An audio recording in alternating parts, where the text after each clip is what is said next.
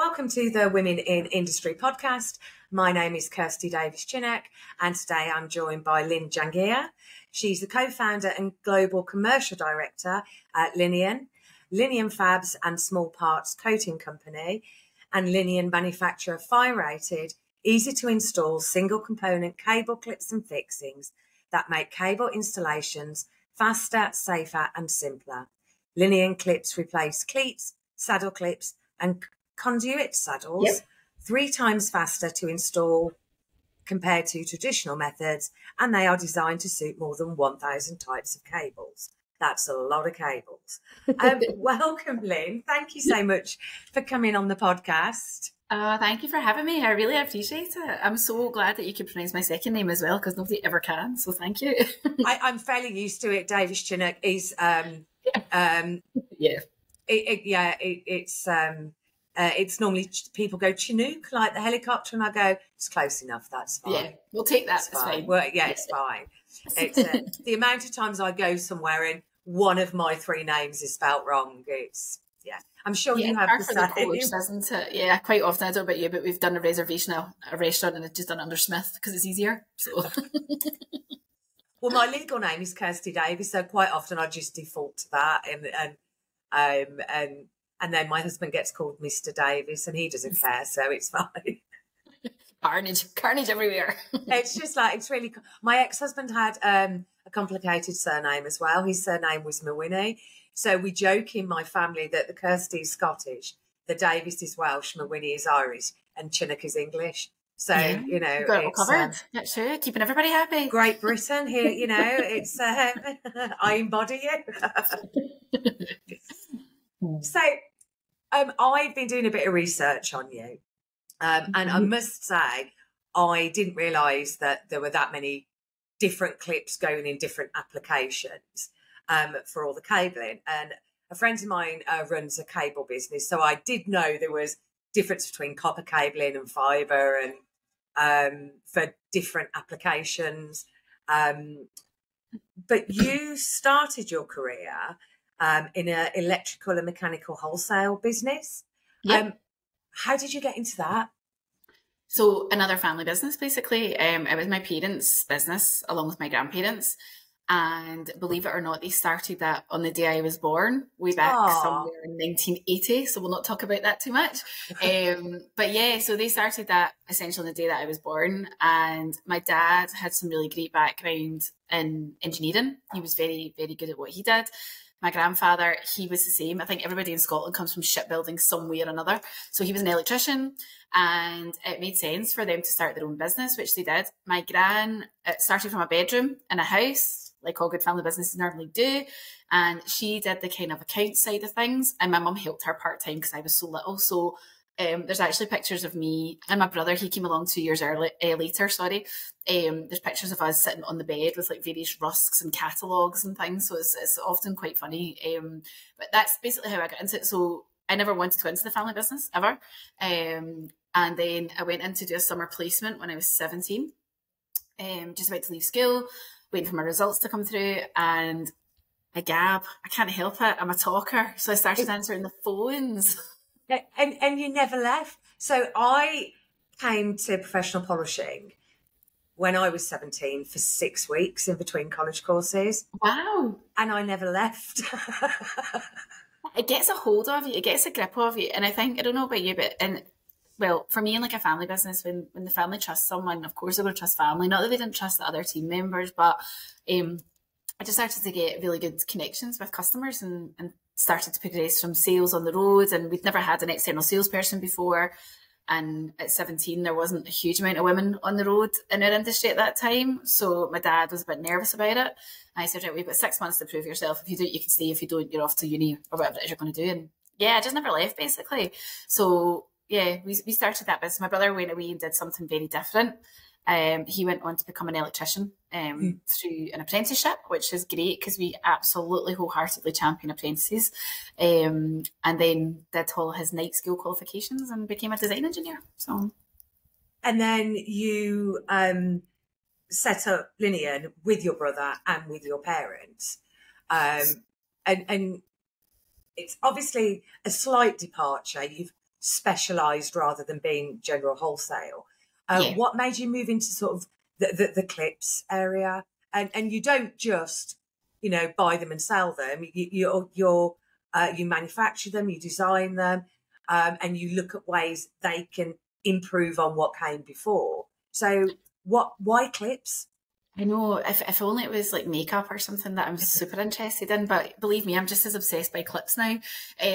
So my dad, as I said, is a pretty clever guy. He had some major customers within his wholesaling business, but he's an engineer at heart. That's essentially what he is. So he would often, you still do actually find him tinkering about the workshop, doing bits and pieces. And a huge client came to us in the shape, you may have heard of them, of Balfour Beatty. They were Balfour Kilpatrick at the time. And they said, like, we need a quicker way to put cables in the walls. How can we do that? And my dad was a bit of a fixings expert. It was his passion. Looked through all the different manufacturers, couldn't really find anything, and drew something. And we often tell this story. He was at the family dinner table, had a little whiskey in one hand, typical Scottish man, and a fag packet, basically, is what we say, you know, like a cigarette packet. And he drew it on the back of that and took it to the guys and said, what do you think of this? And they were like, oh, can we get 600,000 of them? And he was like, it's just a drawing and a patent at the moment, so no, you can't. So they actually started the business before we joined. So they started the business in 2003. I came in 2015. I'd gone off to do various different things. As much as I love my family wholesalers, very ambitious. I wanted 300 of them over the UK. My mum and dad were like, nope, we're good, we're happy. One's fine for us. So I left and got experience, and it's amazing where your path leads you, because I went into the whiskey manufacturing and learned everything there about manufacturing, and went into planning tool hire. And then, as I say, started LINIAN. I'd had my little boy. He was 6 weeks old. I was on mat leave. I asked my boss at the time, would it be okay if I had a little, you know, shot of this with my parents? And he said, yeah, just don't leave. Do not leave. Make sure you come back. I said, of course. Never went. And did you go back? No. I thought, it's quite funny because I thought babies just ate and slept, so I thought, this is great. And then, of course, they don't. Completely naive.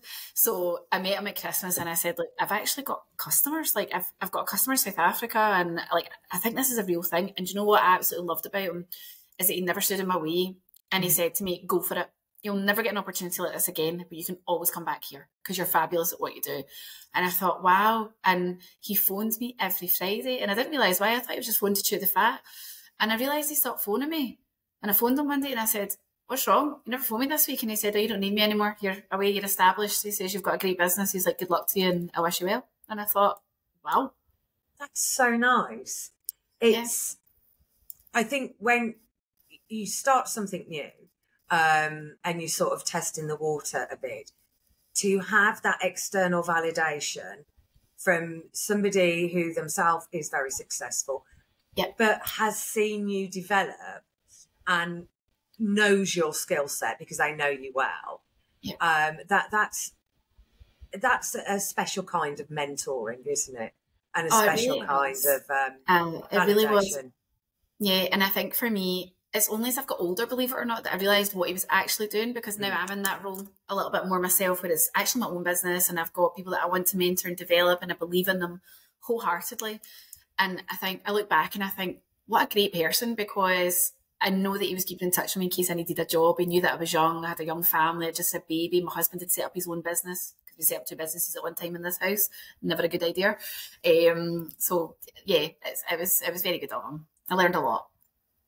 I think that's really nice, and it goes to show that the manufacturing engineering community, whether it's making clips, polishing stainless steel or plant hire, they really, really are the foundations of business in the UK. And LINIAN are members of Made in Britain, and obviously Made in Britain's the association that brings British manufacturers together. And a few of your posts are on LinkedIn, and LINIAN's posts as well, really celebrate your relationship with Made in Britain. How important is that relationship to you? Well, if I told you, it was one of the founding values of our business. So our business is built around it, basically. These types of products that we manufacture, Kirsty, can be offshored anywhere. India, China, everything like that. what's important to us at LINIAN, not just that they're made here in the UK and to fly the flag for manufacturing Britain, of course that's important. For us, it was about reactivity. What we did was we took something that was just a cable clip that everybody said, and we challenged the whole industry, and we said, look, why are you using plastic? There's fires. Why would you use things like that? Don't get me wrong, we got a little bit of kickback at the start, but then people started to think, or the industry started to think, do you know what, there's actually a point here. Not only does it look better and it's quicker, there's actually a huge safety element here. And it's gone from, like, when I look at it, it's gone from us going in to see specifiers and saying, look, listen, this is a safety consideration. They're manufactured here in the UK. We can react quickly if for its like volume or anything. We don't have to wait for them to come into the country. You can plan projects years in advance for these types of products. You don't have to worry that you're not going to get them. And they would say things like, it's only clips. Why would you bother? To now, most of our phone calls into the help desk are, do you have specification, certification, all the testing behind your products? And that's massive for us because, you know, the Made in Britain, of course, is a founding value. We wanted to create jobs here. There's no doubt about it. Of course we did. We're based in an area in Glasgow, real deprivation, and we wanted to encourage 1 or 100 people to take up a job with LINIAN. But for our customers, they see that instantly and they recognise it's quality product. It's got that ethos behind it of I'm safe almost, not just here in the UK, but abroad as well. And changing from the it's just clips to, oh, wow, this is actually really important. Was this one of the reasons you were awarded the Product of the Year award for your nano clip at the Electrical Safety Roundtable Above and Beyond Awards 22? That's a long award title. What was it like to have that recognised, going from just clips to here you go, you're saving lives? Yeah, I mean, every award is phenomenal to receive. I think we're a company where we don't actually put ourselves forward for a lot of awards, to be honest with you, because we just feel like the merit should be on the products and the things that we're doing to change the industry up until now. An award is great. Of course, it gives everybody within the team the recognition that they deserve. But that one in particular was massive for us because of everything that they tried to do and all the changes and the legislation that they champion within the industry. So that was a great moment. I'm not going to lie. And I'm going to take that one, not just for us as a family, for us as a business, but every single person in our team worked and believes that clips are not just clips, which is massive. And quite often when we go to events, people say, I can't believe you get so excited about cable clips. Like, you've made them cool again. And we're like, no, we didn't make them cool. We just talked about what should have always been talked about. But of course you need to make it interesting as well. So it's nice to be able to talk about these things, but it shows to be celebrated by your peers, especially those, the guys and girls that are there within that award, because they saw what we saw and they believed in what we believed. And they really thought that we were going to be the guys to change the world, essentially. And maybe we've done it, maybe we've not, I don't know. Oh, I'm no doubt that you will do at some point. And clips will become even more, I don't want to say technical, but even more easier to use, more sustainable, with more safety features. I have no doubt you'll do that. And one of the things you've done as well over the last couple of years is with regards to your ESG policies, you've made all your packaging completely sustainable. So you've gone from plastic clips to sustainable clips in sustainable packaging. How was that received in the industry? Was it received well? Were people excited? Did they not care? Well, it's really interesting. So I say we're back where we started, essentially. So we used to take our clips to market in cardboard boxes that were recyclable, sustainable.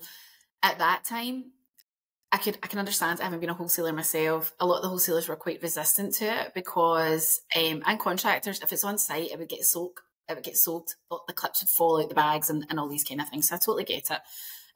We moved to a more, I guess, retail style of packaging for LINIAN, which again was something quite innovative. Not a lot of people were doing that. You would see products in trade counters and it was little plastic bags with a label stuck on the top. That's fine. But we needed to make this attractive. We needed to grab the attention. And the most important thing for packaging was about making it like a secret salesman so that people could actually, not 100% understand what it did, but they could pick up and go, I get that. So that was probably the retail background, the whiskey background that I had as well. Moving back to the cardboard completely recyclable packaging that we've got just now was something that we always wanted to do. We didn't like moving to plastic. The plastic was recyclable at certain depots. It wasn't enough for us, but we felt it was a bit of a compromise. And it's funny because at LINIAN, we actually don't compromise on quality, but there comes a point where it's what your customer wants as well a little bit and what the demand is there. So we were super excited when everybody jumped on the bandwagon again to say, right, let's get back into this, because we were there, we were ready. And again, it was another founding value of LINIAN. It's why we've manufactured in the UK. I keep coming back to that, reducing the carbon footprint. We're not importing things. Our packaging was just as much a part of that as anything else. And that's demonstrated your innovation, your work, giving your customers what they want, and compromising if you have to, but always coming back to the values. That's demonstrated in the growth of the stores that and the branches that stock your products, which has gone from 100 and odd branches to like well over 500, and I'm sure is still growing. How do you create those strong ties within the industry to keep growing, keep pushing? Oh, it's really easy. It's relationships and it's great products. Relationships inside our business with all stakeholders and delivering what we say we're going to deliver. So don't get me wrong, it's been a journey. I'm not going to lie. You can't go from a business with no turnover to being stocked and an approved supplier to 4 of the national wholesalers and 2 buying groups and all these other great independent companies that we support as well. It's relationships, delivering on time and giving them great products. I think for LINIAN, we're a very specification-driven product now, which is ironic considering, as I've just said, we didn't start off like that. But on a more serious note, we've seen events like Grenfell. We've seen these things happen, and it's been a huge wake-up call for our industry not to alter specifications on projects and things. So we were championing this long before anything happened. We could see that things like this would happen. Grenfell was much more about cladding. But what it's done is it's made the industry go, do you know what, it's been quite sobering for everybody. We need to take this seriously. And for us, that's a huge win, whatever product it is, for all manufacturers out there who are making great products within our industry. So I echo that completely. I mean, being in the metal industry, a lot of the stainless and aluminium we polish are then they go into facade companies and clad buildings. And, you know, we've worked on some really big projects, both in aluminium and stainless in the UK and around the world. And when Grenfell happened, we were like, we've been banging the drum, us and stockholders and mills, for years to architects and designers going, you've got to go stainless or aluminium. We've got 2 choices. They're fireproof. That's why the inside of, you know, the tube stations in London are clad in stainless or aluminium because of their fire resistant properties. You need to be looking at using these and not giving us, oh, we might go for this option. It's like, you can't go for that option. But nobody was listening. You know, it was an awful tragedy, and people are starting to listen now. And you just got to. It's not before time, as you know, and you're probably the same as me. And I didn't actually realise we even crossed over there. We've got lots of crossovers as we were discussing off the podcast as well. But the phrase that I hate the most is value engineering, because what is value? What is value? You know, and not to harp on, you know, too much about what's happened. I think there's been huge changes that have needed for a long time at a government level as well. Let's be honest, and rightly so. But I think for me, value engineering, cheaper products, is there a place for them? There always will be a place for them. But at LINIAN, you know, even with clips, I keep bringing it back to this. It's the thing that I always get, it's just wee clips. And I'm like, but it's not just wee clips. There's so much value attached to that. But I see a different value than someone else. So it's so true. I've done a variety of webinars with some Birmingham University and things like that for their architectural students, because a lot of what they're doing now is build to destroy. So when they're designing a building, they're going, okay, it's going to have a lifespan of 100 years. And at the end of that 100 years, every single item that has been used must be recyclable or sustainable or reusable. So which comes back to the clips that they're going to use is going to be part of that build to destroy journey in architecture going forward. Yeah. It's really exciting when you look at it like that. And we know a lot of the materials involved, there is no end date. So if you're using polished stainless steel, we don't have an end of life cycle for that yet, because it's only 115 years since it was invented, and it's still going strong 80 odd years later at the top of the Chrysler Tower. So we don't have an end of life. We don't have that data. Even we talk about this a lot actually as well within the new product development team, even expiration dates and things like that. You know, we don't, this is totally a wee bit of a pivot, but you know, in terms of storage for customers, they don't have to worry about expiration dates, disposal of that product that they do with maybe some mastics and sealants and things like that. But what my huge value that I often talk to our clients about is if there comes a time where there's a design change, a refurbishment, you know, people are going to change the layout of buildings. There's no point in saying it's going to stand there for 100 years and it's never going to be changed. Some will in your industry, absolutely. But ours, no. Sometimes it can be, you know, refurbishments or modifications that are made. Because it's metal, it can still be recyclable. You know, the scrap value, there's scrap value there that they look at. Nobody likes to talk about it. But I'm like, you know, you're not taking it out and disposing of plastics and things like that, or they'll degrade over time and make your building look terrible. So there's huge number of benefits to metal, but for us the most important feature is about the life safety feature. And the electricians, what they really love about it, fire alarm installers and the fibre guys as we call them, they love the fact that it looks good, it's quick, and it's easy to use, so they don't have to think about different ways to install these products for different substrates. So they've got LINIAN in the van, they can install it. And again, that's all been designed by like my brother, my dad, people with practical experience. We're very lucky. We've got something called the LINIAN Dragons, and it's a panel of people across industry. It's very top secret. We don't talk about it too much. Very hush hush. Okay. They like this. They love this idea. Anything new we bring out, whether it's a variation to an existing clip or a colour, we send it to them, try this, see what you think, and they give us feedback. So there's no point in us developing products and spending money on stuff people's not going to use. So yeah. And sometimes you think you're solving a problem, and that actually isn't a problem to solve. Yeah. I wish you did domestic versions to. We because we're recording this in February, so we had new garlands for our Christmas decorations, and we put them up around the staircase, which goes up sort of around a gallery, right. And actually affixing them to the banisters was we had to use cable ties. I know. No. See, but you know, sometimes it just doesn't affix for that. That's what I was just like, my husband's like, we have to use cable ties. And I was like, well, you better use black ones. I'm not having like patches of white. Well, you can get green ones. Did you know that? You can get green ones to mix. We have some at work anyway. I wasn't going to go out and buy extra. Of course. I wasn't going to buy extra. I'd take my December perk and a handful of free cable ties. I love it. Wow.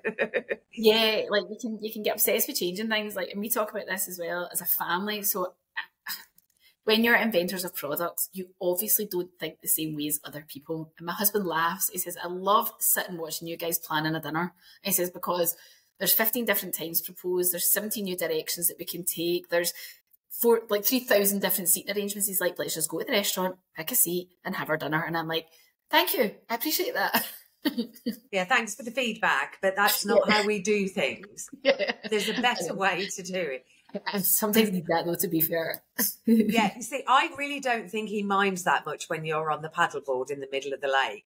Let's not talk about too late to come back. Paddleboards do not get one very well, honestly.